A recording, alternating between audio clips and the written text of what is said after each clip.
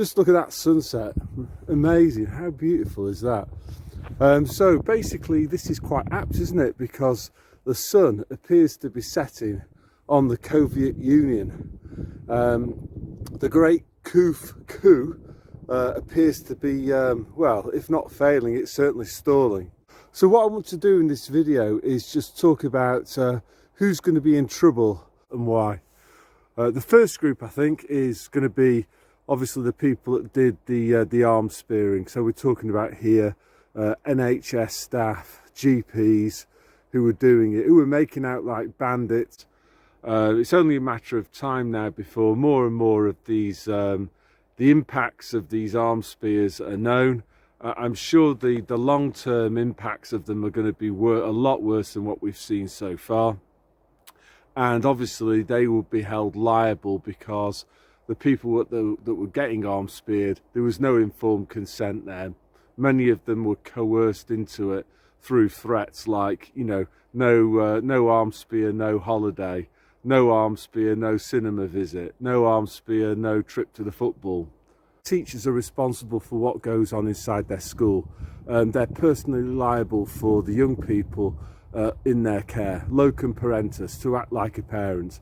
So a lot of these heads, they allowed arms spearing of young people to happen in their schools. Young people were never at risk from DIVOC 91, but nevertheless these heads did what they were told and they allowed arms spearing to take place. Now, we don't really know what the long-term effects of the arms spears are on young people, but you know, it may be fertility issues in the future. It may be even cancers. We've already seen coinciditis for young boys. So head teachers will be personally liable for that. Head teachers have got a responsibility not to automatically implement those regulations.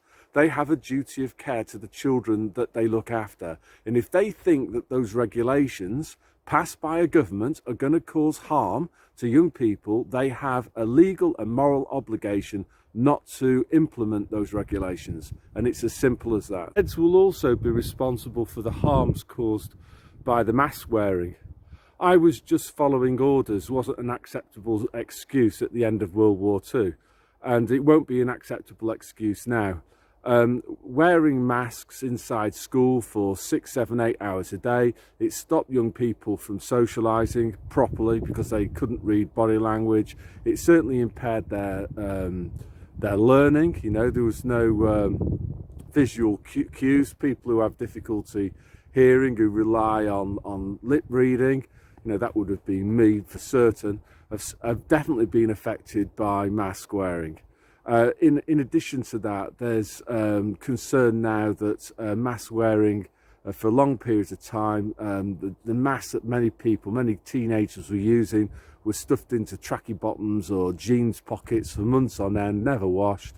And as a result of that, many of those young people have got bacterial infections in their lungs. So head teachers, you own all of that. And I anticipate a lot of lawsuits coming in from parents for the harms caused, not just by the arms spear, but also from wearing masks for prolonged periods in the day.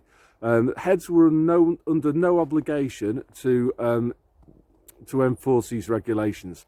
They chose to do it. They took what they thought was the easy way out in the short run, which was blind obedience to the state.